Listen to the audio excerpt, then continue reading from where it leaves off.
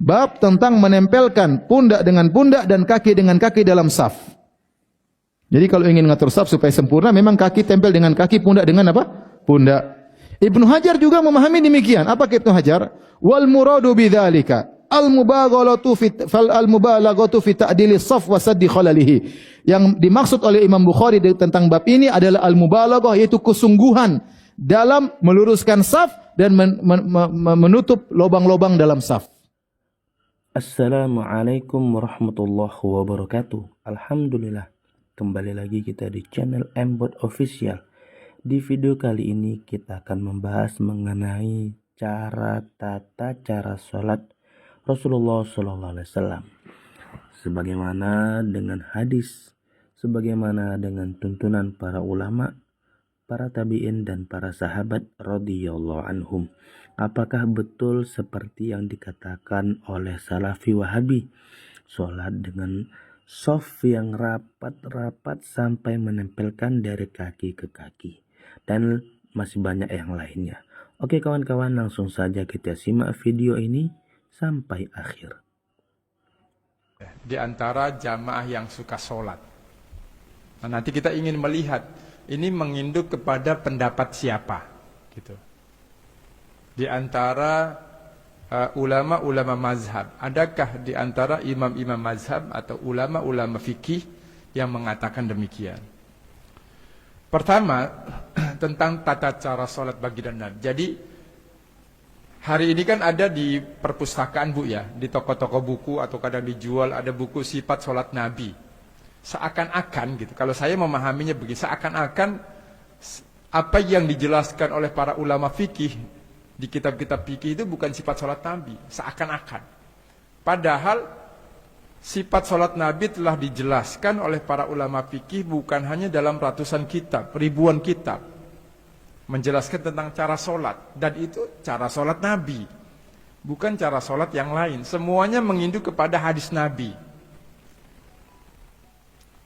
Nah, yang pertama, bagaimana cara sholat Nabi menurut para ulama? Menurut para ulama mazhab, ya, dalam sholat itu pertama kita mesti menghadirkan niat. Kenapa? Karena kata Nabi bersabda dalam hadis sahih riwayat Imam Bukhari, innamal a'malu bin niyat. Sesungguhnya seluruh amal perbuatan manusia itu mesti didasari dengan niat. Wa innamal likulli imri'in ma nawa. Dan bagi setiap orang itu berdasarkan apa yang dia niatkan dalam amal perbuatan. Maka dalam sholat wajib kita niat. Bukan cuman perlu niat, tapi wajib. Wajib ada niatnya. Dan niat dalam sholat ini boleh dilafalkan, boleh tidak dilafalkan. Gitu. Jadi dalam niat ini ibu boleh melafalkan, boleh tidak dilafalkan.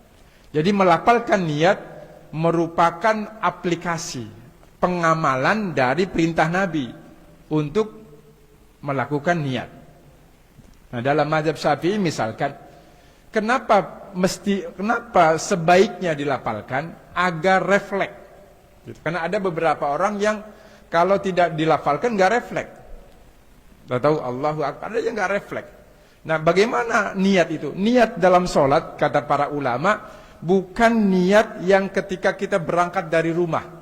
Kita mau sholat nih, ibu-ibu misalkan mau sholat zuhur atau mau sholat taraweh. Ya, biasanya kan kalau taraweh rame Bu ya di masjid. Itu bukan niat yang berangkat dari rumah. Bukan juga ketika ibu membuka pintu masjid, bukan itu. Atau ketika berwudu, saya mau sholat ntar niatnya ketika ibu wudu itu udah niat sholat, bukan. Yang dimaksud niat dalam sholat itu niatnya kapan dilakukan? Ketika ibu berdiri sebelum takbir atau di antara takbir itu. Gitu. Itu niat. Dalam mazhab Syafi'i dijelaskan, menyatakan niat sholat dilakukan beberapa detik sebelum takbiratul ihram, takbir pertama, namanya takbir, secara beriringan tanpa jeda. Boleh juga jika bersamaan dengan takbiratul ihram. Jadi niat itu ketika ibu berdiri gitu. Jadi niat, saya niat sholat zuhur 4 rakaat makmuman, adaan lillahi ta'ala, Allahu Akbar. Nah, niatnya itu kapan? Ketika ibu sebelum takbir atau beriringan dengan takbir dalam mazhab Syafi'i. Tidak boleh ketika ibu Allahu Akbar, ketika kalimat ro bar dalam bar Allahu Akbar baru niat, itu enggak sah. Kenapa? Karena kita sudah masuk dalam sholat. Sedangkan niat itu sebelum perbuatan sholat itu, gitu. Atau bersamaan dengan takbir. Jadi paling akhir waktunya adalah ketika kalimat ro. Allahu Akbar itu udah selesai niat kita. Gitu. Menghadirkan di dalam hati dibantu dengan dilapalkan. Jadi niatnya adalah ketika berdiri, ya beberapa detik sebelum kita takbir sampai kalimat ro.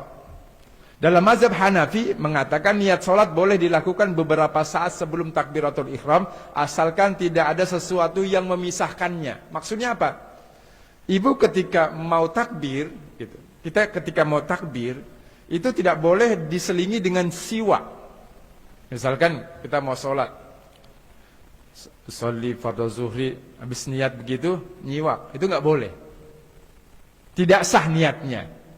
Maka niat itu harus beriringan, gitu. Harus mutataliyah, beriringan dengan kalimat Allahu Akbar. Tidak boleh terpisah. Misalkan udah niat, tahu-tahu ada anak bercanda, jangan berisik. Itu niatnya harus diulangi. Karena terpisah dengan kalimat manusia, dengan kalimat jangan berisik, gitu. Nah, ini tidak boleh begitu. Harus setelah niat langsung Allahu Akbar. Tidak boleh diselingi oleh perbuatan lain yang memisahkan antara niat dengan takbir.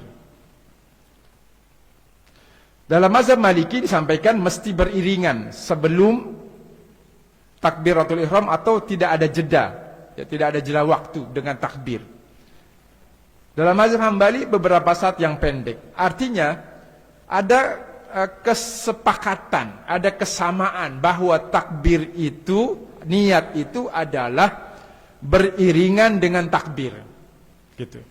Beriringan dengan takbiratul ihram. Jadi sholli bagi yang melapalkan, ya, bagi yang tidak ya mesti beriringan juga. Jadi dihadirkan dalam hati sholli fardhu zuhri 4 rakaatin, saya niat salat zuhur 4 rakaat, mustaqbilal kiblati, menghadap kiblat, makmuman, bermakmum, adaan, salatnya salat tepat waktu, bukan dikodok, lillahi ta'ala, Allahu Akbar, begitu, ibu sekalian. Itu cara niat. Nanti kalau ada ibu-ibu yang kurang jelas, silahkan ditanyakan.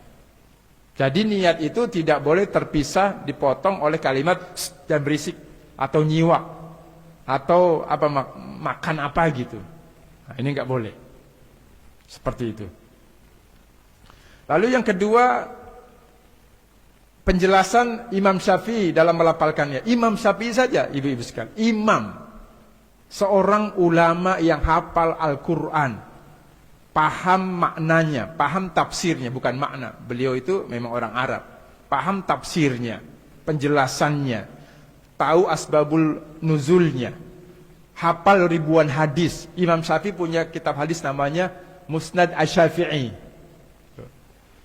Beliau saja melapalkan niat.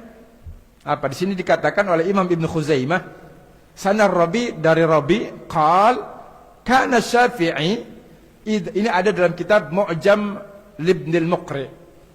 Riwayat ini ada dalam kitab Al-Mu'jam karya Imam Ibnul Muqri. Apa? Kana Syafi'i, Imam Syafi'i idza arada ayyadkhula fis salati, kalau dia mau masuk salat, mau melakukan ibadah salat, qal, beliau mengatakan, jadi niatnya Imam Syafi'i kedengaran oleh makmum, gitu. Kedengaran oleh orang lain.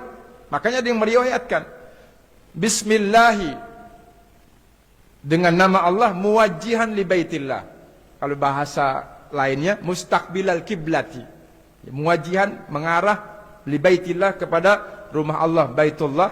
Muaddiyan, dalam bahasa yang lain adaan, yang kita sebut, ya, pada waktunya, bukan qada. Li fardillah, salatnya salat fardu. Usolli fardu, Allahu Akbar. Nah itu minimal itu Niat itu terdiri dari hal ta'yinnya. Salat apa kita? Itu ada ta'yinnya. Apakah juga yang kedua, apakah fardu atau qada? Nah, ini tentang niat. Jadi di sini katakan wahada isnad, dan isnad ini sanad bahwa Imam Syafi'i melapalkan niat kasyamsi anis Syafi'i, seperti terangnya matahari. Artinya tidak ada keraguan sama sekali bahwa Imam Syafi'i melapalkan niat. Wa zahiruhu al-jahru bin niyah. Dan yang nampak dari Imam Syafi'i itu melapalkan niat, al-jahr, dijaharkan, dikeraskan. Wa hadza a'la syai'in wa amsaluhu fi hadzal bab 'anil a'immah. Dan ini adalah a'la syai'in, sesuatu yang paling tinggi, wa amsaluhu, dan paling ideal dalam bab ini dari para imam mazhab. Jadi Imam Syafi'i saja mengucapkan Bismillah muwajihan li baitillah muaddiyan li fardillahi azza wa jalla Allahu akbar. Kalimat penggantinya usolli fardhu zuhri arba'a raka'atin mustaqbil kiblati adaan lillahi ta'ala Allahu akbar. Itu kalimat lainnya. Ibu-ibu memakai ini juga silahkan. Ulama sudah mengajarkan kalimat yang praktis yang tadi. Usolli fardhu zuhri, usolli fardhu maghribi, salasa raka'atin mustaqbil kiblati adaan lillahi ta'ala. Nah, ini terdapat dalam kitabnya, misalkan sifat salat Nabi, penjelasan yang ini. Itu ada dalam Maktabah Darul Minhaj Riyadh tentang, jadi sifat salat Nabi itu ada beberapa ulama yang menulis. Ada sifat salat Nabi menurut Syekh bin Baz. Ada sifat salat Nabi menurut Albani. Ada sifat salat Nabi menurut Abdul Aziz Ibnu Marzuq At-Tarifi. Nah, ini. Yang kedua, bagaimana kita berdiri?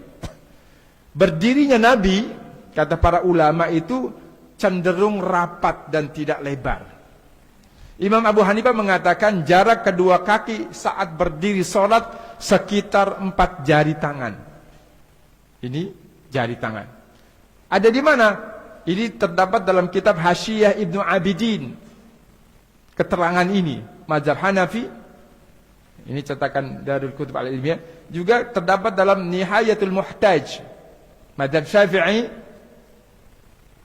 terdapat juga dalam Hasyiatul Jumal, pada bab sifat as-salah, sifat salat Nabi, Tuhfatul Muhtaj, dan ulama lain seperti Syekh Al-Kilyani, juga ada penjelasan yang mirip seperti itu. Nah, ini dikatakan Imam Abu Hanifah mengatakan jarak kedua kaki saat berdiri salat sekitar 4 jari. Begitu juga dengan Imam Syafi'i mengatakan hal yang sama. Beliau menambahkan maksimalnya sejengkal telapak tangan, tidak lebih. Tidak boleh lebih.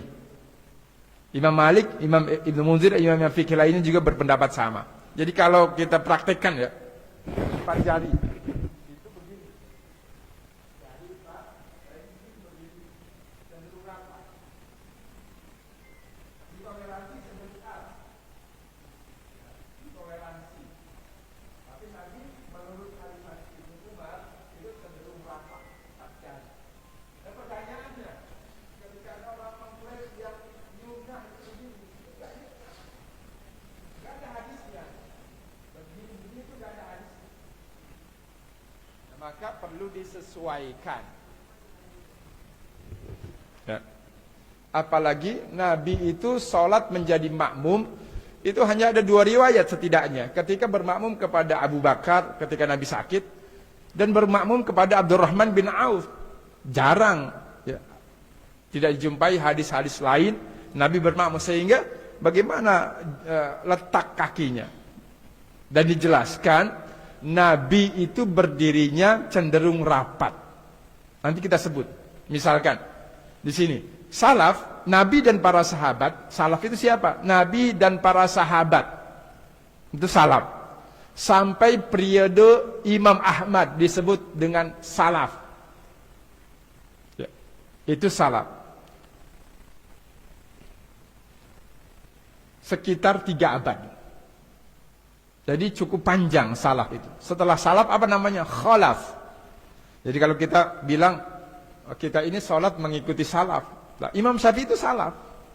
Imam Abu Hanifah itu salaf. Imam Malik itu salaf. Imam Ahmad bin Hambal itu salaf.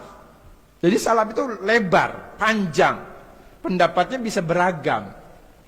Gitu. Kita mengikuti salaf. Semuanya mengikuti salaf. Umat Islam itu rata-rata bisa dikatakan 100% lah. 99 pada hakikatnya mengikuti salaf. Tidak ada yang tidak mengikuti salaf. Orang salaf itu nabi. Nah, di sini dikatakan oleh Asram. Hadis riwayat Imam Nasai, Baihaqi, Tabarani, Ibnu Abi Syaibah dikatakan akhto'as sunnah, menyalahi sunnah Nabi. Law rawaha bainahuma kana ajab. Jadi menyalahi sunnah Nabi kalau berdirinya terlalu lebar, sangat lebar. Seandainya dibuka, law rawaha, dibuka sedikit saja, bainahuma, di antara kedua kakinya itu kana ajab. Itu lebih utama. Kata para ulama, kata Asra, aku melihat ra'aitu Abu Abdillah, aku melihat Imam Ahmad, Abu Abdillah itu Imam Ahmad, yufarriju baina qadamaihi, beliau membuka kedua kakinya, wa ra'aituhu yurawihu bainahuma, dan aku melihatnya cuma yurawih, membuka sedikit saja, tidak lebar. Imam Ahmad berdasarkan riwayat ini, salatnya kakinya tidak lebar. Wa rawahu an-Nasai wa fihi wa tukrahu kasratuhu, dan makruh. Makruh itu apa? Dibenci, tidak disukai. Kasratuhu, berdiri lebar. Nah, hari ini anehnya ada orang mengaku berdiri lebar itu sunnah Nabi. Di mana hadisnya? Gitu. Enggak ada. Berdiri lebar sunnah Nabi itu tidak ada hadisnya. Bahkan di sini makruh. Ai kasratu ayyurawiha baina qadamahi. Yakni berdiri lebar di antara kedua kakinya itu makruh, dibenci. Li'annahu, kenapa? Karena perbuatan itu yushbihu tamayulal yahud, mirip berdirinya orang Yahudi. Begitu bunyi hadisnya. Ini bagaimana jadinya Bapak Ibu sekalian? Itu menjadi pertanyaan. Maka sholat itu tidak perlu lebar-lebar kakinya. Nanti kita jelaskan. Kita paham maksud mereka itu menginduk kepada hadis Nabi yang perbuatan sahabat yang menempelkan mata kakinya. Itu kata sahabat Nabi Anas bin Malik, itu hanya perbuatan satu orang yang dikomentari karena aneh. Kenapa justru itu yang diikuti gitu? Wa kana ahadun minna, dan ada seorang di antara kami melakukan begitu. Sebetulnya melakukan itu bukan karena rapat, tapi karena pengen meluruskan, kata para ulama. Jadi ketika itu di zaman Nabi sholat tidak ada garisnya, nggak kayak kita. Ini shop ada garisnya. Nah di zaman Nabi shopnya nggak ada garis, jadi mereka pengen lurus ditempelin dulu, lalu normal lagi. Jadi ada yang melakukan itu satu orang saja. Wa kana ahadun minna. Nah itu nanti kita lihat. Lalu hadis riwayat Nasai dikatakan law rawaha hada baina qadamaihi kana afdal. Seandainya dibuka sedikit saja di antara kedua kakinya, itu lebih utama. Jadi sedikit, tidak lebar. An Sa'ad bin Ibrahim qal ra'aitu Ibnu Umar. Nah di sini dari Sa'ad bin Ibrahim, aku melihat Ibnu Umar yusolli, beliau sedang sholat, sofan, rapat kakinya, baina qadamaihi, di antara kedua kakinya itu rapat. Fima na'lam, dari apa yang kita ketahui dari perbuatan sholat Ibnu Umar. Sofan, rapat, enggak lebar. Baina qadamaihi, yang dimaksud rapat di sini adalah ya enggak lebar, ya sekitar tadi beberapa jari saja. Itu hadis Ibnu Abi Syaibah. Nah ini hadis merapatkan saf. Kita paham maksudnya, tapi praktek sahabat itu enggak kayak hari ini gitu Bapak Ibu. Nah ini yang perlu kita jelaskan. Dari Anas bin Malik dikatakan begini. Anin Nabi qala aqimu sufufakum. luruskanlah saf kalian.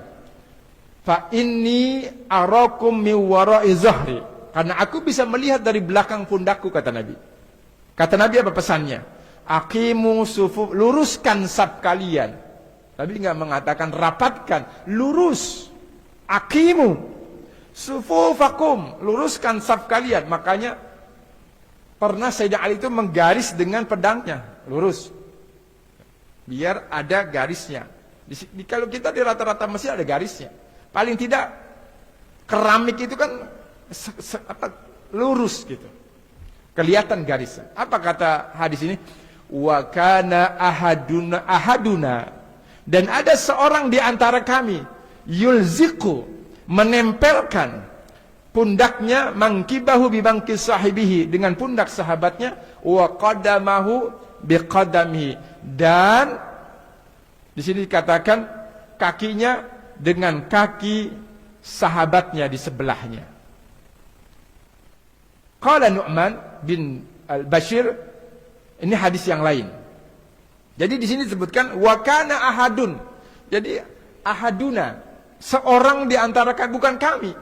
Jadi kami menempel, enggak, kalimatnya dan kami menempelkan pundak kami dengan pundak, enggak pakai kami, kata para ulama yang menjelaskan hadis ini. Tapi ahaduna, salah seorang di antara kami, gitu. Yang kedua, di sini dikatakan Nu'man bin Bashir, akhbala alaina Rasulullah SAW biwajh, Nabi menghadap kepada kami ketika mau sholat. Itu maksudnya wajahnya menghadap ke kami. Lalu bersabda, aqimu sufufakum, luruskan saf kalian. Sampai 3 kali Nabi katakan, aqimu, luruskan. Wallahi latuqimunna sufufakum aw la yukhalifanna Allah baina qulubikum. Demi Allah, berbarislah yang lurus, atau Allah akan membuat perselisihan di antara hati kalian. Karena bengkok. Nabi minta lurus. Lalu Nu'man berkata, di sini katakan, faqala para'aitur rajula, aku melihat seorang lelaki, seorang saja, ar-rajul, bukan rijal, ar-rajul, yulziku ka'bahu, menempelkan mata kakinya bi ka'bi sahibihi, dengan mata kaki di sebelahnya, wa mankibahu bi manki sahibi, dan pundaknya dengan pundak di sebelahnya. Wa zada Ma'mar. Nah, ini yang menarik. Ini kenapa tidak dilengkapi hadis itu ketika diriwayatkan oleh saudara kita yang mengatakan nempelin pundak dengan pundak, mata kaki dengan mata kaki. Hadis itu dalam riwayat Ma'mar disebutkan, kata Ibnu Abbas, walau fa'altu dzalika bi ahadihim al-yauma, kalau itu aku lakukan dengan para sahabat hari ini, la nafara, mereka pasti lari, menghindar. Ka'annahu baghalun syamus, seperti keledai yang lepas. Maksudnya apa? Para sahabat merasa aneh dengan perbuatan itu, tidak nerima, enggak begitu caranya, gitu. Jadi mereka akan seperti unta yang lari, artinya menolak perbuatan itu. Karena memang cara sholat sahabat dan Nabi tidak begitu. Tidak nempelin mata kaki dengan mata kaki, tidak nempelin pundak dengan pundak. Makanya di sini disebut la nafara, maka sahabat itu akan lari. Ka'annahu baghalun syamus. Jadi jika menempelkan mata kaki itu sungguh-sungguh anjuran Nabi, maka mereka salaf ini tidak akan lari dari hal itu dan meninggalkannya. Maka perkataan Anas bin Malik, jika saja hal itu saya lakukan hari ini, memberikan pengertian bahwa Anas sendiri tidak pernah melakukan itu, sahabat Nabi. Nah, ini yang perlu dipahami, yang jarang dijelaskan oleh para ustadz yang menganjurkan atau memerintahkan kepada makmumnya untuk menempelkan mata kaki dengan mata kaki. Jadi seperti itu. Jadi kata Imam Ibnu Hajar al-Asqalani, kita berdiri itu jarak renggang 1 jengkal atau tidak muat 1 orang itu masih terbilang rapat, Bapak Ibu. Yang enggak boleh itu muat 1 orang. Jadi ketika kita berdiri kosong muat 1 orang, itu enggak boleh. Kalau cuma renggang sejengkal itu terhitung rapat. Itu kata Imam Ibnu Hajar al-Asqalani. Seperti itu. Maka kata Imam Ibnu Hajar, saya ulangi, kalau hanya renggang sekitar sejengkal itu masih terhitung rapat. Yang tidak boleh itu muat satu orang, sehingga sop itu menjadi putus. Nah, ada yang lucu itu dari Abah Anom. Ya, dari Abah Anom, dia bilang, kata orang-orang yang mesti merapatkan itu kalau enggak diisi nanti diisi setan katanya. Kata Abah Anom, lah bagus kalau diisi setan. Kenapa? Setan mau sholat. Nah itu bercandaannya Abah Anom gitu ya. Kalau diisi setan bagus, berarti setan mau sholat. Itu bercandaan. Nah sini, ya itu tadi berdiri. Jadi berdiri itu tidak lebar. Lelaki saja tidak lebar, apalagi perempuan Bapak Ibu. Jadi sholatnya perempuan itu sedikit berbeda dari kaum lelaki. Kata sahabat Nabi, namanya Ibnu Abbas, meriwayatkan beberapa hadis beliau bahwa sholatnya perempuan itu lebih rapat. Berdirinya agak rapat, takbirnya agak rapat, rukunya, sujudnya agak rapat. Jadi ada sedikit perbedaan antara cara sholat lelaki dengan cara sholat perempuan. Nah ini tentang takbir. Di sini dikatakan anna Rasulullah sallallahu alaihi wasallam kana idza kabbara. Nabi kalau bertakbir, takbiratul ihram, termasuk takbir yang lainnya. Takbir intiqal juga sama. Rafa'a yadaihi, Nabi mengangkat kedua tangannya hatta yuhazi bihima uzunaihi, hingga menyamai, mensejajarkan dengan kedua telinganya. Sini. Nah, ini hadis sahih Bukhari. Bahkan dalam riwayat Ibnu Khuzaimah disebutkan Nabi mengangkat kedua tangannya di atas kepala. Jadi beda, menggambarkan perilaku Nabi. Kata Ibnu Khuzaimah di atas kepala. Gitu. Kata Imam Bukhari meriwayatkan dari yang lainnya, dari jalur yang lain, itu sejajar telinga. Jadi kan ada yang sholat begini kan, ini sejajar telinga, enggak sejajar. Ini sahih Bukhari. Berarti begini. Tuh. Kata Imam Syafi'i, sejajar itu bukan sejajar ke depan, sejajar ke samping. Tangan ini sejajar. Ini lurus Bu ya. Lurus, ini makanya saya kasih panah, itu ke samping, ini lurus begitu. Ini sejajar. Sejajar pundak tangannya. Karena tangan itu bukan cuma ini. Kalau ini hanya ini, berarti sejajarnya begini. Nah ini kata mazhab Syafi'i, ini tangan berarti di bawah pundak. Gitu. Karena ini kan tangan. Kalau begini, berarti tangan di bawah pundak. Ini sejajar pundak, sejajar, ke samping. Tuh. Seperti ini. Yuhazi, ini sahih Bukhari. Yang meriwayatkan hadis ini Bukhari, Muslim, Nasai, Tirmizi. Nabi meletakkan kedua tangannya di samping telinga. Yang kedua, hadis riwayat Muslim. An Ibnu Umar. Karena Rasulullah SAW idza qama lis-salati, kalau Nabi berdiri untuk melakukan salat, rafa'a yadaihi, mengangkat kedua tangannya hatta takuna hadzwa mankibaihi, hingga sejajar dengan kedua pundaknya. Kata Imam Syafi'i, kedua redaksi ini tidak bertentangan. Ini satu perbuatan. Cuma menggambarkannya berbeda. Sejajar pundak itu bukan begini, tapi begini. Ini sejajar ke samping. Yang ini sejajar telinga, telapak tangannya seperti hadis sahih Bukhari. Yang ini sejajar ke samping. Maka ketika takbir begini, ini kan membutuhkan ruang. Maka wajar kalau posisi sholatnya Nabi mengatakan khairukum alyanukum manakibabis sholat. Ada hadis menyebutkan di hadis sahih. Sebaik-baik kalian adalah alyanukum, yang paling lembut. Manakibah, pundaknya kepada pundak saudaranya. Kenapa? Karena ini bisa bergesekan. Artinya ini posisi perlu untuk takbir, perlu untuk sujud. Karena sujud posisi tangan, ketika kita sujud dengan takbir sama, letaknya di sini.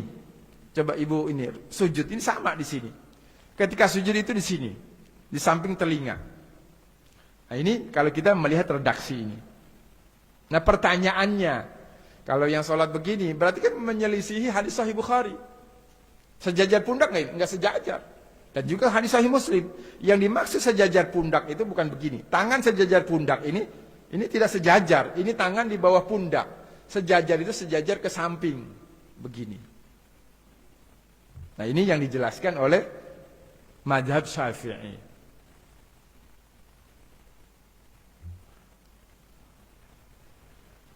Lalu tentang bismillah. Kan ada kan imam yang kedengaran bismillahnya Bu ya. Betul nggak? Nah kita sama-sama tahu. Ada yang nggak kedengeran. Itu tidak kedengaran bukan bermakna tidak baca. Wajib baca. Karena bismillah salah satu ayat dari Al-Fatihah yang 7. 7 ayat dengan bismillah. Nah, di sini hadis pertama, hadis riwayat Imam Muslim. Yang ini. Ya, Muslim. Ini. Ya, kelihatan. Ini disebutkan begini. Haddatsana Muhammad bin Al-Musanna, panjang ya. Saya sebutkan redaksinya saja.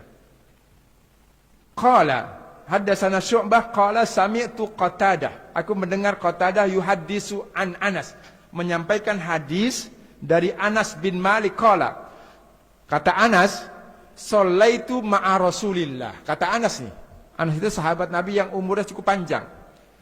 Beberapa riwayat menyebutkan umur Anas itu 115 tahun. Ada riwayat menyebutkan umur Anas 115 tahun. An Anas qal, kata Anas, "Shallaitu ma'a Rasulillah." Aku salat bersama Rasul. Wa Abu Bakrin, dan juga Abu Bakar. Wa Umar. Wa Utsman. Falam asma' ahadan minhum yaqra' bismillahirrahmanirrahim. Dan aku tidak mendengarkan dari mereka membaca bismillahirrahmanirrahim. Itu satu hadis. Ya. Falam asma' ahadan minhum yaqra'. Aku tidak mendengar dari mereka membaca bismillahirrahmanirrahim. Yang kedua, berbeda hadisnya. Padahal sama-sama dari Anas. Dari orang yang sama. Tadi an Anasin. Hadis riwayat Muslim. Yang kedua hadis riwayat Hakim dalam Mustadrak. Haddatsani Abu Bakar Makki Ibnu Ahmad Al-Bardai. Sini. Sana Abu Jabir Saib. Ini rantainya. Sana Malik an Humaid an Anas. Juga dari Anas bin Malik. Qal. Anas berkata, "Shallaitu khalfan Nabi." Aku salat di belakang Nabi sallallahu alaihi wasallam. Wa khalfa Abu Bakar, dan juga di belakang Abu Bakar. Wa khalfa Umar, dan di belakang Umar. Wa khalfa Utsman, dan di belakang Utsman. Wa khalfa Ali, dan di belakang Ali. Kalau tadi Ali enggak ada, yang ini ada. Fakulluhum, dan semua mereka kanu telah melakukan yajharuna bi qiraati bismillahirrahmanirrahim. Mengeraskan bacaan bismillahirrahmanirrahim. Tuh. Dari orang yang sama, dua hadis orang yang sama kok beda redaksinya. Itu bagaimana? Kata para ulama, di antaranya Imam Syafi'i menegaskan hadis yang pertama ini berbicara tentang Anas bermakmum kepada Nabi, bermakmum kepada Abu Bakar, kepada Umar, kepada Utsman dalam sholat zuhur dan asar. Asar, sholat yang siang hari, yang tidak dijaharkan. Redaksi yang kedua, Anas bin Malik sholat dalam sholat maghrib, isya dan subuh. Sholat yang dijaharkan. Jadi tidak ada perbedaan. Makanya di sinilah pentingnya asbabul wurud. Pentingnya penjelasan ulama tentang sebab-sebab hadis ini. Gitu. Dan pentingnya penjelasan ulama. Kita tidak bingung seakan-akan berbeda. Oh ternyata memang yang satu hadis tentang Anas bermakmum dalam sholat yang tidak jahar. Sholat yang siang hari. Zuhur dan asar. Yang kedua, fakulun kanu yajharuna bi qiraati bismillah. Mereka semuanya menjaharkan bismillah, mengeraskan. Ternyata dalam salat maghrib, isya dan subuh. Gitu. Jadi selesai, tidak ada perbedaan. Di sini katakan wa ma rawahu Ahmad annahu sallallahu alaihi wasallam kana yajharu awal al-Fatihah bil bismillah wa anna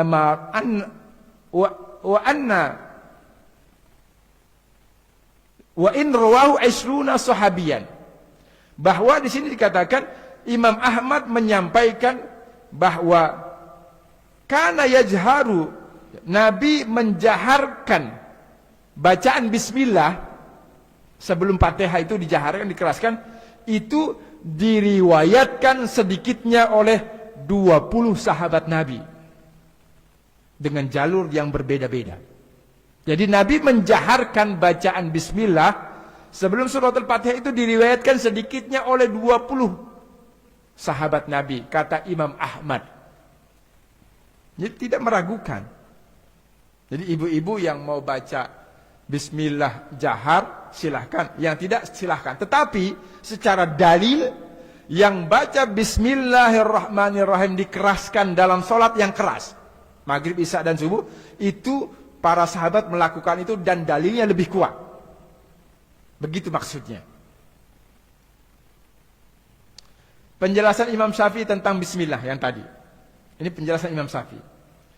Haddatsana Qutaibah qala haddatsana Abu Uwanah an Qatadah an Anas qala kana Rasulullah sallallahu alaihi wasallam wa Abu Bakar wa Umar wa Utsman yaftatihuna al-qira' bilhamdulillah. Kan redaksinya begitu. Kata Anas, kana Rasulullah, bahwa Rasul dan Abu Bakar dan Umar dan Utsman yaftatihuna al-qira', membuka bacaan dengan alhamdulillahi rabbil alamin, dengan alhamdulillah. Hada hadisun hasan, ini hadis yang sahih ya, hasan. Qala Syafi'i, Imam Syafi'i mengatakan innama makna hadal hadis, makna atau arti dari hadis ini, anna Nabi sallallahu alaihi wasallam wa Abu Bakar, bahwa Nabi dan Abu Bakar dan Umar dan Utsman kanu yaftatihuna al-qira'ah bilhamdulillahi rabbil alamin, maknau annahum kanu yabda'una bi qira'ati fadil qabla surah. Mereka bahasanya mengucapkan, membaca Al-Fatihah sebelum surat. Walaysa maknau annahum kanu la yaqra'una bismillah. Maknanya bukan mereka tidak membaca bismillahirrahmanirrahim. Wa kana Syafi'i yara, Imam Syafi'i berpandangan ayyabda bi bismillahirrahmanirrahim wa ayyajhar biha idza juhira bil qira'ah. Kata Imam Syafi'i, kita sholat itu hendaknya ketika membaca Al-Fatihah diawali dengan bismillahirrahmanirrahim wa ayyajhar, dan dikeraskan dengan bismillahirrahmanirrahim idza juhira bil qiraah, kalau sholatnya sholat yang jahar, yang bacaannya dikeraskan. Rawahu Tirmizi. Ini diriwayatkan oleh Imam Tirmizi. Karena memang imam-imam hadis itu rata-rata mazhabnya Syafi'i. Imam Bukhari mazhabnya Syafi'i. Imam Muslim mazhabnya Syafi'i. Imam Abu Daud Syafi'i. Imam Nasai Syafi'i. Imam Baihaqi Syafi'i. Imam Ibnu Majah Syafi'i. Jadi rata-rata Syafi'i. Pertanyaannya juga, kenapa Imam Bukhari tidak bikin mazhab baru? Gitu. Maksudnya tidak punya mendirikan mazhab, ada muridnya, bikin maksudnya ijtihad yang lain. Kenapa? Karena Imam Bukhari merasa tidak cukup ilmunya. Karena Imam Bukhari hanya ahli dalam hal hadis, meriwayatkan hadis. Hanya itu. Pertanyaan hari ini, ada orang yang, oh ini Ustaz, ini Sahih Bukhari, hadis sahih, padahal Imam Bukhari nggak make hadis yang dia riwayatkan dalam makna bertentangan dengan mazhab, tidak mengamalkan hadis dia ketika bertentangan secara lahiriah hadisnya dengan mazhab. Beliau tidak pakai. Beliau mazhabnya Syafi'i. Kenapa? Karena hadis itu tidak berbicara. Hadis ini perlu dijelaskan oleh para pakarnya, gitu. Perlu digabungkan antara hadis yang satu dengan hadis yang lain. Harus dibandingkan. Dan ulama-ulama fikih, ulama-ulama mujtahid, Imam Syafi'i, Imam Ahmad, Imam Malik, Imam Ahmad telah melakukan itu. Telah mengkonter, menyaring, telah membandingkan, lalu disimpulkan. Telah dibandingkan dengan Al-Quran, dibandingkan dengan kias, dengan pandangan-pandangan ulama yang lain, dengan nalar-nalar yang lain, dengan hadis-hadis Nabi. Seperti itu. Kalau Syafi'i, Imam Syafi'i berkata, Bismillahirrahmanirrahim al-ayat as-sabi'ah. Bismillahirrahmanirrahim itu adalah termasuk ayat yang 7. Fa in tarakaha, kalau ada orang sholat enggak baca bismillah, lam tujzihi ar-rak'ah allati tarakaha fiha, maka tidak sah dia sholat dalam rakaat yang dia tidak baca itu. Artinya sholatnya tidak sah karena ada ayat yang dia tinggalkan, kata Imam Syafi'i. Itu bacaan bismillah. Jadi dipahami Bu ya. Secara dalil, periwayatan dari 20 sahabat menegaskan Nabi dan para sahabat yang lain kalau sholat bismillahnya dikeraskan dalam sholat yang dikeraskan. Apa sholat yang dikeraskan? Maghrib, isya, subuh. Dan dipelankan dalam sholat yang dipelankan, zuhur dan asar. Itu maksudnya. Ketika Anas bin Malik, sosok sahabat yang sama-sama meriwayatkan hadis yang seakan bertolak belakang tadi. Sama-sama dari beliau. Yang kedua, tentang meletakkan tangan setelah takbir. Allahu Akbar. Kan diletakkan Ibu ya. Ada yang di bawah pusar. Ada yang di atas pusar. Ada yang enggak sedekat. Nah ini kita paparkan. Kita mau mengikuti yang mana? Nah ini. Dulu dalam masa Nabi itu ada sekitar orang nanya-nanya. Yang mana sih? Karena ada imam-imam mazhab Maliki yang afdol itu diluruskan. Jadi kalau ini pilihan sebetulnya Bapak Ibu. Ini pilihan. Kalau yang takbir tadi saya melihat itu bukan pilihan. Yang begini itu bukan pilihan. Itu kurang pas. Karena hadisnya begini, jelas hadisnya. Kalau ini pilihan dalam sedekap. Ibu mau luruskan, menginduk kepada mazhab Maliki. Ibu mau di bawah pusar, menginduk kepada mazhab Hanafi. Yang ini, yang di bawah pusar, yang kedua. Yang ini, yang pertama, yang ada tanda panahnya. Nah ini, cuma ini tanda panah, ini yang kecil ya. Ini mazhab Maliki. Termasuk Syiah, sama dengan mazhab Maliki. Cara sholat ininya, apa namanya. Kenapa begitu mazhab Maliki? Kata Imam Malik, para sahabat Nabi di Madinah, itu sholatnya rata-rata diluruskan. Sepeninggal baginda Nabi, ratusan sahabat sholatnya diluruskan. Makanya kata mazhab Maliki, yang afdol itu diluruskan. Karena kata mazhab Maliki, Nabi sholat sunnah disedekapkan. Tapi dalam sholat fardu seringnya diluruskan. Maka yang afdol dalam sholat fardu diluruskan. Kata mazhab Maliki. Kata mazhab Hanafi, ya di bawah pusar. Jadi ada perbedaan. Di bawah pusar. Ini yang kedua. Yang ketiga berarti dari sini. Yang keempat, mazhab Syafi'i di atas pusar. Bukan di bawah leher. Enggak ada yang di bawah leher, enggak ada. Yang begini ini enggak ada. Dada begini di sini enggak ada. Enggak ada riwayat dari ulama fikih, enggak ada. Artinya itu amalan yang tidak merujuk kepada ulama-ulama sebelumnya. Tidak ada ulama yang menyampaikan begitu. Artinya cara ibadah yang baru. Boleh dikatakan begitu. Cara ibadah ide sendiri, pemahaman sendiri. Bukan pemahaman dari ulama yang menjelaskan, yang mereka lebih tahu, lebih dekat kepada baginda Nabi. Lalu Hambali kontemporer itu agak tinggi. Ya di sini ini orang menyebutnya Salafi. Allahu a'lam ya. Ini disebut apa nih? Enggak jelas tulisannya. Ini Al-Hanabilah.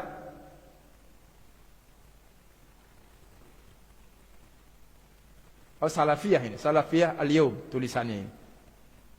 Nah ini, jadi kalau kita lihat dari sejak masa Nabi, terus Imam Malik lama-lama makin tinggi. Benar gak? Saya khawatir ntar lama-lama begini. Ini makin lama makin tinggi gitu. Naik gitu kan. Ada yang ke leher barangkali. Maka kalau melihat kepada mazhab fikih, Imam Ahmad bin Hambal itu dua pandangan beliau. Dua qaul, dua pendapat. Pernah mengatakan sholat itu di bawah pusar ketika sedekap. dan boleh di atas pusar seperti mazhab Syafi'i. Karena Imam Syafi'i itu gurunya Imam Ahmad. Imam Ahmad berguru, belajar kepada Imam Syafi'i. Itu ketemu. Nah, maka ibu-ibu boleh sholat begini, ini pilihan. Tidak seperti takbir. Kalau takbir saya rasa bukan pilihan. Allahu Akbar, boleh, silakan. Allahu Akbar, silakan. Bawa pusar. Allahu Akbar, di atas pusar, boleh. Nah, jadi ada mazhab Hanafi di bawah pusar, 1. Mazhab Maliki, Allahu Akbar, 2. Mazhab Syafi'i, Allahu Akbar di atas pusar. Mazhab Hambali ada 2 pendapat, boleh di bawah pusar, boleh di atas pusar. Allahu Akbar, begini, itu nggak ada dari ulama fikih, nggak ada. Iya, nggak ada. Maka yang dimaksud di atas dada itu ala sodar. Ya. Kalimat ala sodar itu karena ala itu maksudnya menempel di sini di perut. Ala itu menempel.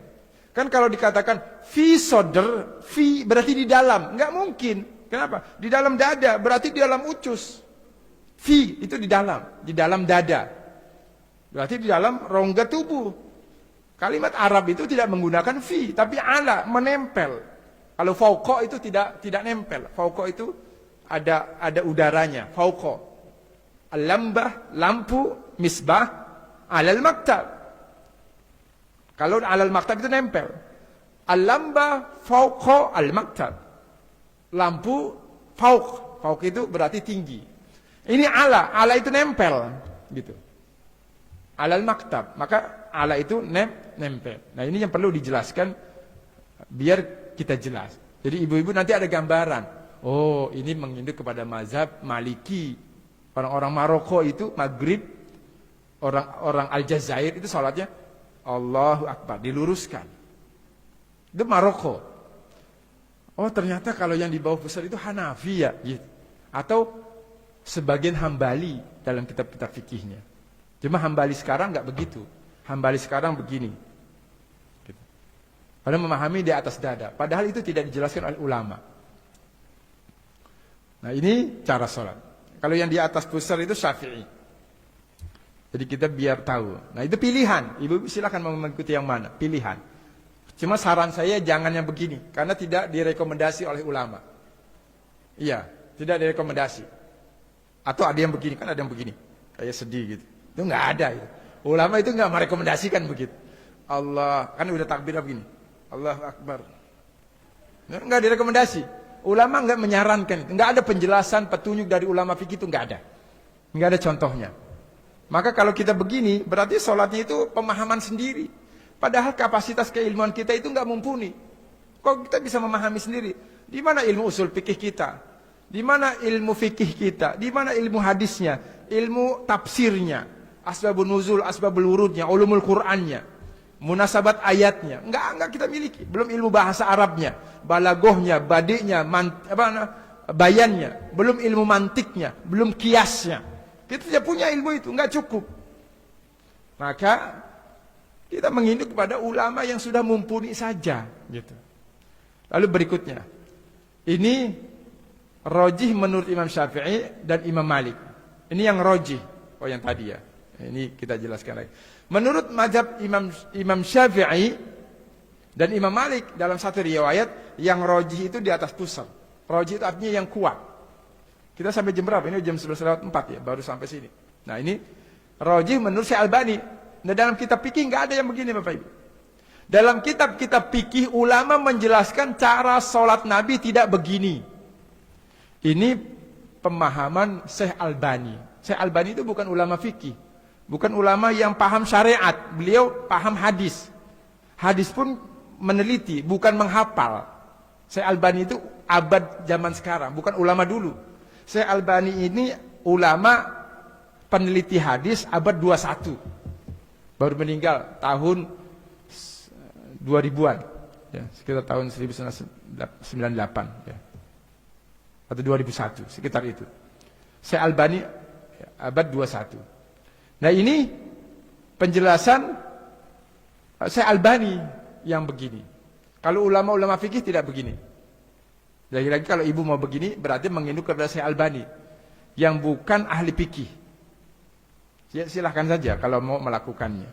Tapi saran saya, menginduklah kepada Imam Abu Hanifah atau Imam Malik atau Imam Syafi'i atau Imam Ahmad bin Hanbal.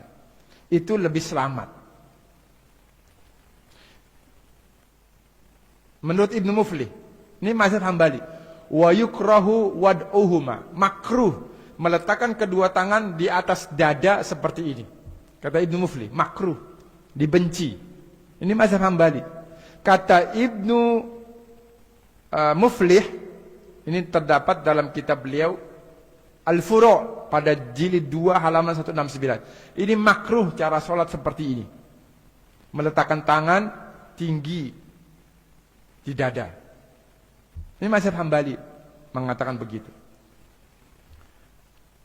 Makmum wajib membaca Al-Fatihah. Ini udah tadi ya. Ini perbedaan. Ibu mengikuti yang mana misalkan? Menurut Syekh Albani membaca tidak wajib membaca Al-Fatihah. Makmum. Menurut di sini katakan jika jawaban adalah makmum tetap wajib membaca Al-Fatihah, maka itu sesuai versi mazhab Syekh bin Baz. Jadi ada perbedaan. Kata Imam Malik, bacaan imam itu juga adalah bacaan makmum. Nah ini diakomodir oleh Syekh bin Baz. Kata Syekh Albani, enggak, makmum juga mesti baca Al-Fatihah. Jadi ada dua perbedaan. Ini sama-sama pengikut Salafi. Karena ulama Salafi ini bukan salaf ya. Ulama yang hari ini pengajian yang mengatakan Salafi itu Syekh Albani ulamanya, Syekh bin Baz ulamanya. Tapi dalam sholat mereka berbeda pandangan tentang Al-Fatihah. Itu maksud saya begitu. Maka di sini perlu menghormati. Ya. Ada kalau makmum ya, kalau kita sholat sendiri ya mesti baca Al-Fatihah. Kalau kita bermakmum, ini ada dua pandangan. Bahwa ketika imam sudah baca Al-Fatihah, maka makmum sudah terhitung mengikuti bacaan imam. Pendapat yang lain mengatakan makmum juga mesti baca Al-Fatihah. Makanya kalau dalam mazhab Syafi'i, kalau makmum sudah baca Fatihah, misalkan sampai kalimat an'amta alaihim ghairil maghdubi alaihim waladdallin. Amin. Itu imam biasanya ada sakta, ada diam. Sekira-kira makmum menyelesaikan Al-Fatihah. Mazhab Syafi'i begitu. Jadi kalau ada misalkan ibu sholat di masjid mana atau imam habis sholat baca Fatihah, diam dulu sebentar. Itu bukan berarti dia lagi lupa, bukan. Nungguin makmum selesai baca Al-Fatihah. Itu dalam mazhab Syafi'i begitu. Nah ini, makmum membaca Sami Allahu liman hamidah. Ini ada versi yang lain, ya, menurut Syekh bin Baz tidak membaca itu. Bacanya Rabbana walakal hamd. Ini perbedaan. Ini pilihan kalau ini. Termasuk yang tadi, yang ini pilihan. Ibu, kalau dalam mazhab Syafi'i mesti baca Al-Fatihah meskipun makmum. Ada tema kita menurut ulama ya. Jadi ada perbedaan. Agar kita misalkan yang satu baca Rabbana walakal hamd. Ketika imam Sami Allahu liman hamidah, yang satu baca Rabbana, yang satu baca ngikutin imam Sami Allahu liman hamidah Rabbana walakal hamd, lebih panjang. Nah itu pilihan. Silahkan. Nah, posisi tangan saat yang i'tidal. Ada yang diginikan, ada yang disedekapkan. Nah ini juga perbedaan pemahaman. Tetapi menurut jumhur ulama dalam fikih, Sami Allahu liman hamidah itu lalu diluruskan, tidak disedekapkan. Sedekapkan ketika baca Fatihah. Jadi habis ini saya singkat saja karena sudah jam 11:09. Jadi ketika ibu mengucapkan kan Sami Allahu liman hamidah kan lurus. Nah ini mayoritas ulama begini lurus, jumhur ulama. Nah ada Syekh di sini dikatakan ya, kalau Syekh bin Baz disedekapkan. Jadi ibu-ibu kalau ada jamaah Sami Allah liman, ada yang Sami Allah liman hamidah, ada yang begini, ada yang begini, enggak perlu heran. Enggak perlu merasa aneh karena memang ada di antara Syekh bin Baz. Tapi kalau jumhur ulama, mayoritas ulama fikih itu diluruskan. Maka kita sebaiknya mengambil pendapat yang mayoritas. Kalau menurut pendapat saya. Yang kedua, ketika mau sujud, tangan dulu atau lutut dulu? Kan ada yang ribut gara-gara ini Bapak Ibu. Wah, lutut dulu, wah, tangan dulu berarti. Kalau saya singkat saja, kalau mayoritas ulama, jumhur ulama menyimpulkan Nabi sholat kalau mau sujud itu kaki dulu, yang dekat dengan tanah dulu. Seperti pesawat. Pesawat kalau turun enggak muka dulu, enggak depan dulu. Bukan ban depan dulu tapi ban belakang dulu. Tuh. Pesawat mau turun. Kan enggak begini. Nungging jungkir. Maka dengkul dulu, pelan-pelan. Yang dekat dulu. Lalu ada ibu-ibu, saya mau tangan dulu, ya silahkan. Insya Allah enggak ada masalah, enggak membatalkan sholat. Tetapi mayoritas ulama menegaskan yang afdol, yang sesuai perilaku Nabi berdasarkan riwayat, itu dipahami oleh para ulama dari beberapa hadis. Dari hadis misalkan seperti unta, ya, karena unta itu kalau turun itu dengkul depan dulu, tangan depan dulu kalau unta. Maka kata Nabi jangan seperti unta, tabarruknya, tabrik. Ya. Maka yang kaki dulu, maka turunnya begini. Jadi kan ada yang mau sujud begini. Kan ada gitu kan? Kayaknya ribet banget itu, mohon maaf kalau ada sujud. Nah itu kalau bagi yang tua dimaklumi, ya itu alasan lain. Ini alasan normal, kondisi normal. Maka kata jumhur ulama, kaki dulu, baru tangan. Ya kalau kaki dengkul sakit ya jangan dulu, itu nggak apa-apa. Ini maksud saya dalam kondisi normal. Kalau dengkul sakit kan kondisi normal, misalkan udah tua, umur 60, ya tangan dulu silakan. Berarti kalau ada yang begitu, berarti kalau yang muda tangan dulu berarti lagi sakit. Ya kan? Tangan dulu. Nah kalau bangun dari sujud, dibangun dari sujud. Kalau bangun dari sujud, kan habis sujud. Nah ini dijadikan tolakan kata ulama. Bukan begini. Nah kita nggak nopel, nggak ada. Ulama tidak menjelaskan nopel, tidak merekomendasikan nopel. Yang ada tolakan. Jadi tolakan untuk bangkit. Jadi untuk bangkit ini tolak, bangun menjadi tenaga. Atau kalau dia masih muda, ini tangannya di sini. Kata ulama, silakan di sini. Jadi di atas ini untuk bangkit. Seperti itu.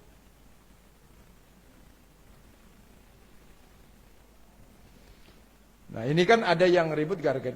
Mana yang ini? Di sini katakan seperti itu. Posisi tangan kanan saat duduk di antara dua sujud. Tangan kanan saat duduk di antara dua sujud.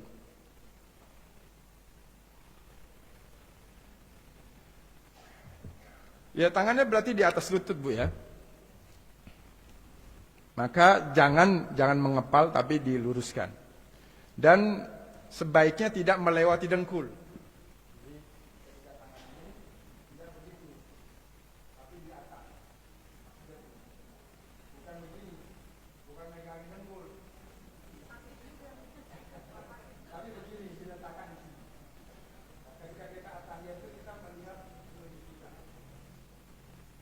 Karena kita berbicara tentang sifat sholat Nabi menurut ulama.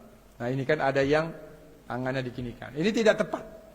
Ini cara ibadah yang tidak diajarkan oleh ulama.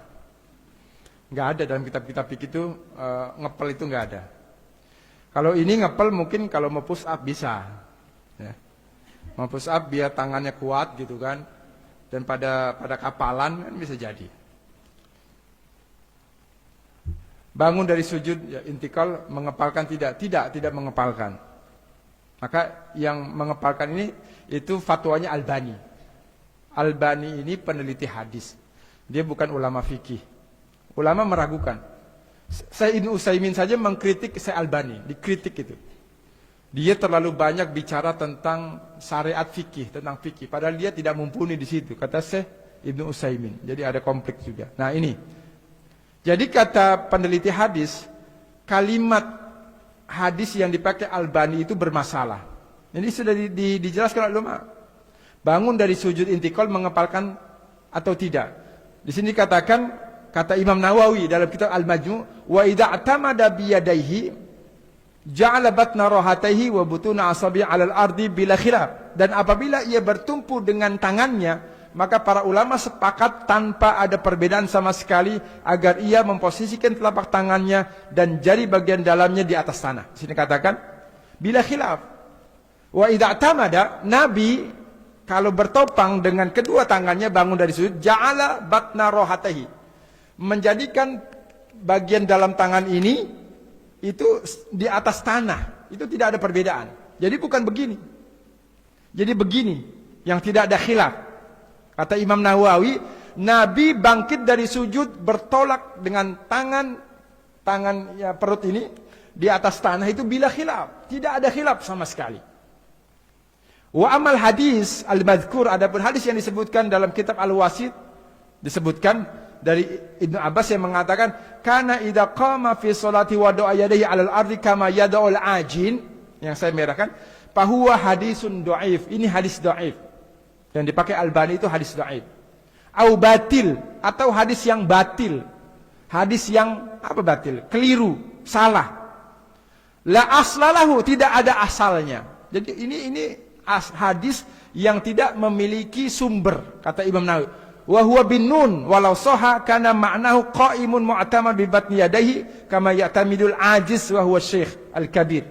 Maka di sini dikatakan seandainya hadis itu pun ada, wa huwa bin nun walau sahha kana ma'nahu, maksudnya adalah bertopang dari tanah itu gitu. Jadi bukan mengepel, kata Imam An-Nawawi.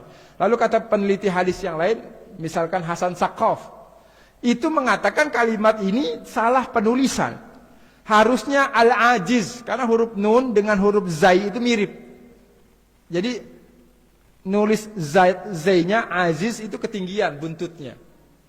Jadi seakan huruf nun gitu. Al-ajiz harusnya seperti orang yang lemah bertumpu di tanah, bangkit. Kata Hasan Saqaf mencurigai kalimat ajin ini. Asalnya bukan kalimat ajin, tapi ajiz, orang yang lemah bertumpu di tanah gitu. Ketika bangkit dari, nah ini menggerak-gerakkan jari, itu juga enggak ditunjukkan oleh ulama. Yang diperintahkan oleh Nabi itu menggerakkan sekali saja, yang dimaksud nunjuk. Karena ada 22 hadis berbicara tentang tahiyat, yushiru kalimatnya, menunjuk.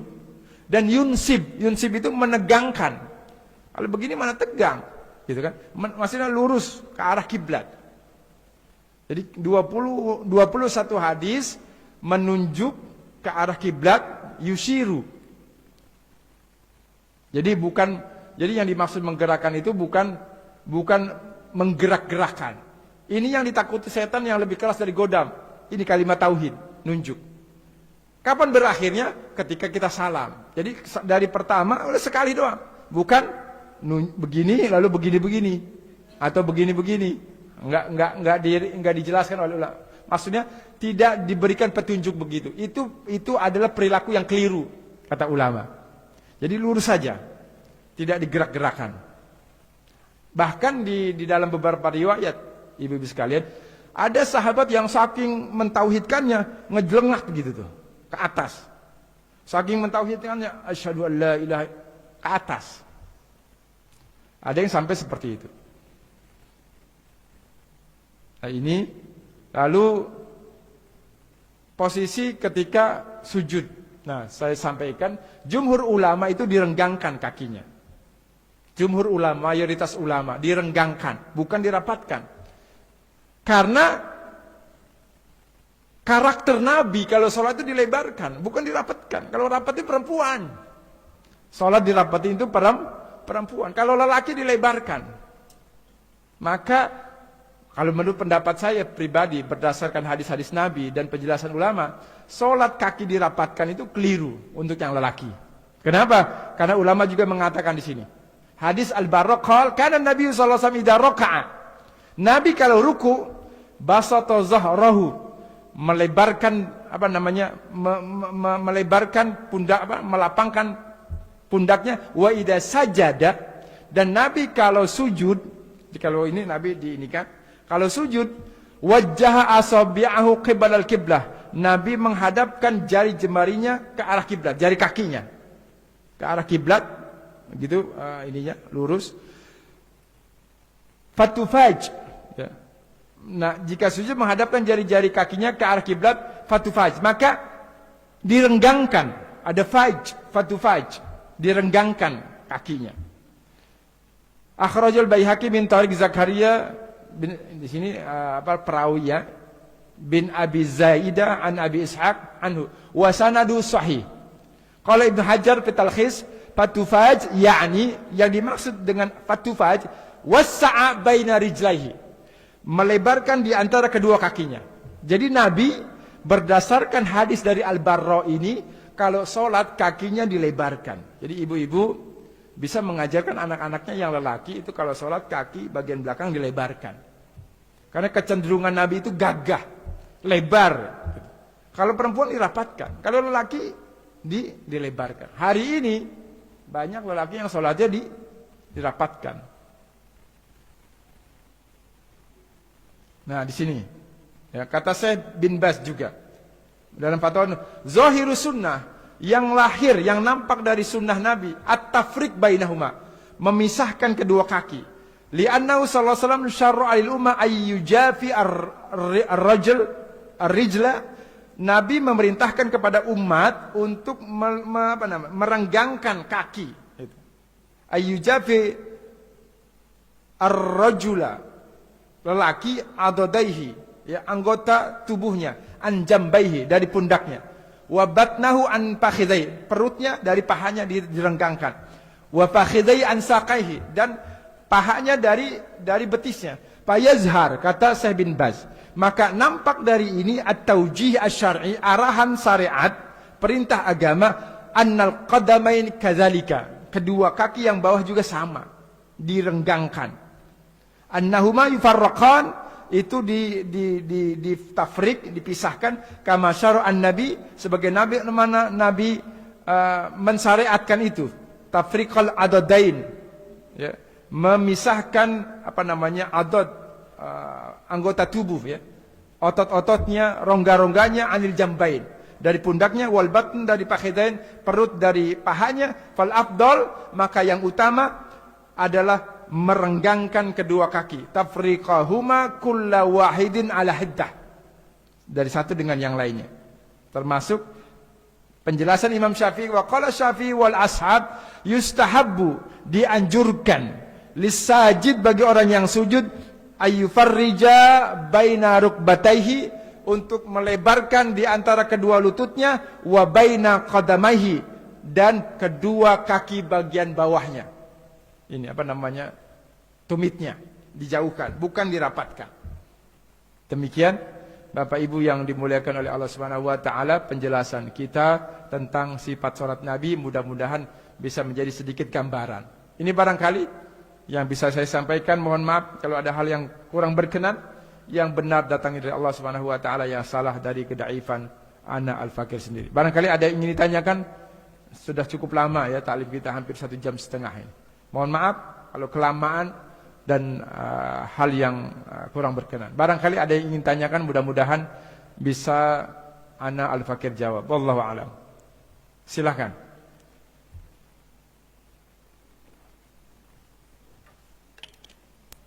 Silakan. Assalamualaikum warahmatullahi wabarakatuh. Waalaikumsalam warahmatullahi wabarakatuh. Ustadz, saya menanyakan terkait dengan gerakan sholat. Kadang-kadang kan kita perempuan itu dan berat badan udah lebih bobot, lebih tinggi, Ustadz. Merapatkan kaki itu oleng, Ustadz. Ya. Gimana Ustadz, boleh nggak agak lebar? Ya, kalau memang menjadi masalah ya dilebarkan saja sedikit. Tapi tidak terlalu lebar. Karena memang mungkin kebiasaan kita dari kecil kan, karena sholatnya lebar. Oleng. Karena kebiasaan begini. Maka dilebarkan, jangan terlalu lebar. Ya, dilebarkan jangan terlalu lebar. Sekedar kita jejak berdiri. Jangan lebar banget. Lebar banget itu tidak nyunnah. Lebar sekali, tukrahu kasroh. Tadi kan kita sudah bacakan hadisnya. Wa tukrahu kasrotuhu. Dan dibenci.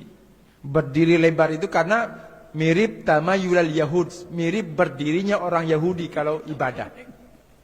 Maka kalau ibu pun mungkin karena sudah kebiasaan agak lebar, maka jangan lebar sekali. Mungkin kalau rapat mungkin jadi goyang karena badannya udah berisi kan. Udah langseng gitu kan, yang tadinya langsing jadi langseng. Kemudian yang kedua Ustadz yang Ya. saya tanyakan lagi, dalam salat berjamaah kadang-kadang kan imam itu sujud lama gitu Ustadz. Kadang-kadang kita ngap gitu loh.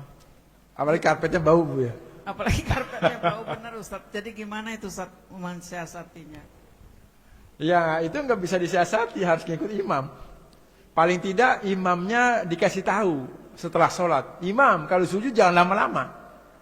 Ya. Karena itu solusinya nggak ada kecuali kita mesti ikut imam. Nggak bisa kita. Atau kalau kita memang tahu imamnya sujudnya bakalan lama, ibu belakangan sujudnya. Cuma kan khawatir tertinggal. Kalau ibu tahu kebiasaan imam itu kalau sujud lama, berarti ibu misalkan ngap. Ya berarti sujudnya nunggu imam sudah beberapa detik. Gitu. Iya boleh, tapi mesti dapat gitu. Nah khawatirnya imam biasanya lama, tahu-tahu dia pendek. Nah kan jadi kita nggak dapat sujudnya. Gitu. Maka solusinya ya pakai sejadah yang ibu bawa. Ibu bawa yang wangi, nah itu solusinya berarti. Kalau khawatir ngap, ya khawatir ngap. Kalau ibu napasnya mungkin bukan karena bau karpet, tapi memang napasnya kalau sujud tersengal-sengal, berarti ibu itu berarti kondisi darurat. Ibu sujudnya belakangan. Kira-kira imam berapa detik mau bangun, ibu sujud bareng imam. Baik. Kalau memang ibu bisa membaca kebiasaan imam, itu solusinya. Karena memang ibadah kita itu mesti mengikuti imam. Imam sujud, kita sujud. Makanya imam disarankan kalau khususnya baca surat itu jangan terlalu lama kalau di sholat berjamaah. Imam yang kalau sholat baca surat panjang berarti dia tidak memahami kondisi makmum. Dan itu tidak disukai oleh baginda Nabi. Kalau di masjid yang misalkan dekat stasiun, dekat rel kereta, masjid kayak ini di pinggir jalan yang orang banyak kebutuhan, maka sholat ketika menjadi imam diperintahkan oleh baginda Nabi sholatnya jangan terlalu panjang baca suratnya. Seperti kasus kejadian Muaz bin Jabal. Jadi Muaz pernah sholat, baca suratnya panjang. Di belakang banyak aki-aki, banyak nenek-nenek. Pas banyak keluar kan kedengar oleh Muaz. Selesai sholat, tadi yang sholat sama saya orang-orang munafik. Ketika sholat pada kabur, kelamaan, nggak kuat. Lalu ngadu kepada baginda Nabi, baginda kami dibilang orang munafik, padahal Muaz yang sholatnya kelamaan. Kami ini nggak mampu berdiri lama, kami udah berumur. Apa kata Nabi? Wahai Muaz, afatanun anta? Wahai Muaz, apakah engkau akan menjadi sumber fitnah? Tuh. Nabi tidak menyetujui imam sholat terlalu lama, karena imam yang sholat tidak disukai oleh makmum ini tidak baik. Imam itu sebaiknya dicintai oleh makmum. Hadisnya begitu. Imam yang tidak disukai itu tidak bagus kata baginda Nabi. Demikian, wallahu a'lam. Kemudian yang terakhir Ustadz yang saya tanyakan dalam sholat berjamaah. Kalau sujud lama mungkin kita bisa sambil berdoa ya Ustadz ya. Yang saya tanyakan misalnya duduk di antara dua sujud atau yang mau berdiri itu Ustadz. Apa namanya? Itu kok imam itu kadang lama banget. Kadang-kadang kita udah selesai, apa kita harus ulang-ulang atau kita diam aja menunggu Ustadz? Oh bacaannya, ya kita ulang-ulang. Oh, kita Diam ulang juga lagi. boleh. Kadang-kadang itu apa sih yang dibaca imam itu Ustadz kalau lama benar? Yang duduk antara dua sujud. Iya benar. Duduk antara dua sujud ya baca Rabbighfirli warhamni wajib. Mungkin dia bacanya pelan-pelan. Pelan-pelan atau dia hayatin. Kadang-kadang kita udah selesai, jadi kita ulang-ulang aja Ustaz atau Ya, kita ulang-ulang saja. Kita baca doa yang kita ulang-ulang saja sebaiknya. Atau doa yang istighfar kita banyakin, Rabbighfirli, Rabbighfirli, Rabbighfirli boleh. Kita ulang-ulang. Nah, kalau berdiri juga sama. Ibu misalkan pada rakaat ke salat zuhur misalkan, ketiga dari keempat kan kita baca Fatihah saja kan? Nah ibu, kok ini lama benar imam baca Fatihahnya? Ya kita ulang-ulang Al-Fatihahnya. Atau kita tambah dengan bacaan surat yang lain. Gitu. Misalnya imam, kan di rakaat ketiga dan keempat kan kewajiban kita kan Fatihah. Kita sudah selesai. Ini imam kok nggak selesai-selesai. Kita ulangi baca Fatihahnya. Atau kita baca surat yang lain. Baca kulhu, kita baca. Atau kita diam, boleh juga. Sebaiknya kita baca, jangan diam. Baca surat lain, kulhu, kita baca. Atau kita ulangi Al-Fatihah kita, juga boleh. Seperti itu. Atau ketika tahiyat akhir, ini imam lama banget kok nggak salam-salam misalkan. Ya kan? Ya sama gitu. Atau kalau dalam tahiyat akhir kita memunajatkan doa yang kita perlukan. Apa doa apa? Misalkan kita pengen doa husnul khotimah, pengen doa anak saya lulus kuliah cepat selesai, boleh. Gitu. Pakai bahasa Arab tapi. Kalau kita nggak, misal kebutuhan kita, kata Nabi, doalah di dalam tahiyatmu doa yang kamu inginkan. Ma'ajabaka minad du'a. Kata Nabi. Jadi boleh. Apa kita punya kebutuhan nih? Anak kita lagi sakit, ya Allah sembuhkanlah. Di tahiyat kita atau di sujud kita, silahkan. Pakai bahasa Arab, kita hadirkan. Nggak bisa bahasa Arab, ya hati kita mohonkan kepada Allah. Keinginan kita. Tanpa keluar bahasa Indonesianya. Dalam hati saja. Sebaiknya belajar bahasa Arab. Gitu. Demikian. Wallahu a'lam. Baik, terima kasih Ustadz. Sama-sama. Ya, Assalamualaikum Pak Ustadz. Pak Ustadz, saya ada 2 pertanyaan. Yang pertama, ketika kita sholat berjamaah, ketika imam membaca Al-Fatihah, itu kita membacanya setelah imam ya? Bersamaan dengan imam boleh. Bersamaan boleh? Oke, baik. Bersamaan dengan imam boleh. Setelah imam boleh, bahkan sebelum imam juga boleh. Oh. Jadi misalkan kita takbir pertama, takbir Allahu Akbar. Allahu Akbar kabira walhamdulillah. Udah selesai. Imam belum baca Fatihah, kita baca Fatihah. Bismillahirrahmanirrahim. Imam belum baca, kita nggak apa-apa baca Fatihah duluan. Yang tidak boleh mendahului imam itu gerakan yang umum. Rukunya kita nggak boleh mendahului imam. Sujudnya nggak boleh. Adapun bacaannya kita boleh duluan. Misalkan baca at-tahiyat. Imam belum baca sholawat, kita udah baca sholawat, nggak ada masalah. Imam belum baca syahadat, kita udah duluan, nggak ada masalah. Imam belum nunjuk, kita udah nunjuk duluan, nggak ada masalah. Yang nggak boleh itu gerakan yang besar, gitu. Gerakan ruku, sujud, duduk antara 2 sujud, itu nggak boleh kita duluan. Adapun nunjuknya kita boleh duluan, bacaannya kita boleh duluan, begitu. Maka baca Al-Fatihah kita boleh sebelum imam, boleh bersamaan dengan imam, ngikutin. Bismillahirrahmanirrahim. Kita baca Bismillahirrahmanirrahim. Alhamdulillahirabbil alamin. Kita ngikuti alhamdulillah. Nah, itu boleh bareng imam. Boleh sebelum imam. Imam belum baca Fatihah, kita udah baca, boleh. Atau setelah imam selesai. Kalau menurut saya, ya secara pribadi, memang idealnya kalau memang imam tidak memberikan waktu. Kan kadang imam habis Fatihah langsung baca surat. Sedangkan kita sebaiknya menyimak. Maka bersamaan dengan imam kita baca. Bersamaan. Dia baca, kita baca. Ikutin. Wallahu a'lam. Baik Ustadz. Pertanyaan kedua. Jika kita ada uzur dalam menjalankan sholat, ketika sujud kita tidak mampu melakukan sujud. Lalu gerakan ketika sujud itu, apakah posisinya, maaf ya saya contohkan, atau cukup setengah 45 derajat? Posisi menunjukkan itu sujud. Kalau ibu bisa lebih rendah, lebih rendah. Begini Jadi saja juga boleh. rendah yang bisa kita lakukan. Ketika bisa, ya sebisa yang kita lakukan, semaksimal yang bisa kita lakukan. Lebih rendah, lebih bagus. Karena itu mendekati sujud. Ketika ibu nggak bisa nempel ke karpet, nggak ada masalah. Itu kondisi darurat. Tidak masalah. Sholatnya cukup insya Allah. Maka bagi orang yang tidak mampu sujud, nempel ya sekuat sebisa dia. Bagaimana bisanya? Maka ketika orang sakit, ya kita nggak bisa menggerakkan badan. Ya sesuai yang bisa kita gerakan. Bisanya cuma misalkan, bisanya cuma begini, sujudnya ya begini. Rukunya bisanya begini, sama dengan sujud ya kurang lebih ada beda-beda dikit. Jadi ketika misalkan ruku begini, sujud lebih rendah dikit, seperti itu. Tidak mesti harus nempel di sejadah kalau memang dia tidak mampu nempel, sesuai kadar kemampuannya. Baik, terima kasih. Sama-sama. Maaf Ustaz, karena duhur masih 11.56, jadi boleh satu lagi. Oh ya silakan. Ini Ustaz, kan kita Ibu-ibu yang mau pamit barangkali silakan. Takut kelamaan. Iya. jangan dulu Ustaz. Oh, iya. Belum ditutup dengan doa. Oh belum tutup ya. Iya. Kita sering melihat ketika syahadat itu tidak Ustaz itu kan harus menunjuk ya. Dan harus ditegangkan. Tapi sering saya lihat tuh jadi dia tetap menumpu begini Ustaz, tetap menumpu begini, tapi hanya begini aja.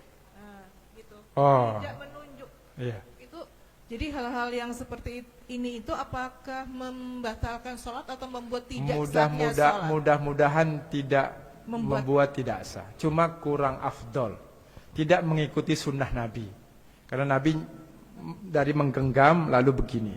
Menunjuk Ya, tegas gitu ya? Ya, tidak begini gitu. Kan ada yang ini mungkin tangannya sakit barangkali. Kayak gitu Tad. Iya, mungkin tangannya sakit gitu kan. Kayak pesawat terbang harusnya kan begini. Atau mungkin ada dia nggak tahu. Nah, pernah di suatu daerah itu imamnya begini nunjuknya. Makmumnya begini semua. Ternyata imamnya nggak punya telunjuk. Ketika makmum, kita harus ikuti imam, akhirnya nunjuknya begini. Padahal karena makmum nggak punya telunjuk. Jadi ya sebatas yang dia mampu. Demikian. Maka ketika kita sujud misalkan, ibu nggak baca apa-apa, sah nggak sah? Jadi Bu Hajah Rina misalkan ketika sujud, itu nggak baca apa-apa, sah nggak sah? Karena yang wajib itu sujudnya, bacaannya itu tambahan, keutamaan. Ibu di antara dua sujud, duduk, nggak baca apa-apa, sah tidak? Sah. Alhamdulillah kawan-kawan, itulah tadi beberapa sifat sholat, tata cara sholat baginda Rasulullah SAW yang menurut ulama Ahlus Sunnah wal Jamaah adalah sifat sholat yang paling mendekati dengan cara Rasulullah SAW. Terima kasih yang sudah menonton video ini. Silahkan share. Assalamualaikum warahmatullahi wabarakatuh.